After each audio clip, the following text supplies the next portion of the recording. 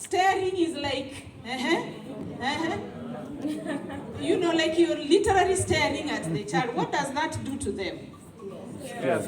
Yes, they'll be scared to even open up. So maintaining eye contact means it communicates that I'm listening to you. I'm not looking at my watch.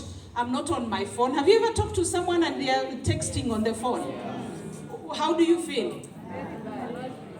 You feel they're not listening to you, isn't it?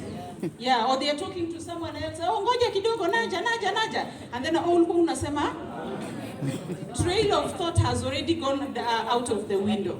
Yeah, so you really need to be aware of your non-verbal communication to that child, because only then can you actually help them to be able to open up. So sit upright, okay? Have an open posture. We have talked about what an open posture is. Lean forward appropriately. Don't lean too close to the child, okay? Again, because you might intimidate them.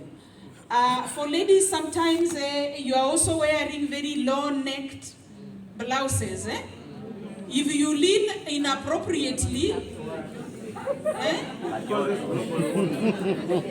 so you know what happens? If you are wearing a very low-necked blouse and you are leaning,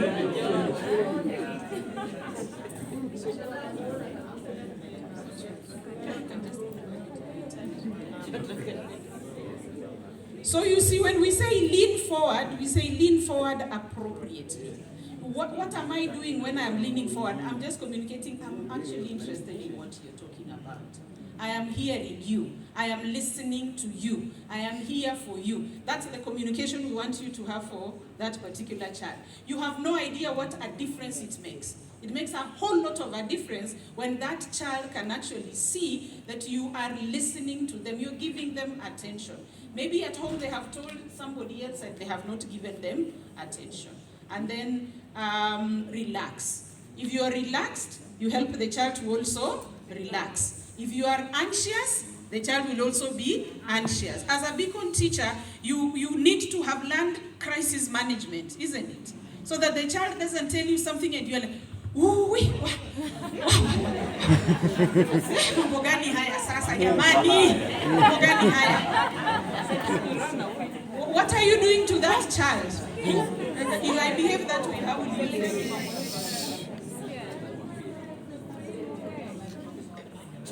I want my child to tell me how he feels if I behave that way as a beacon teacher.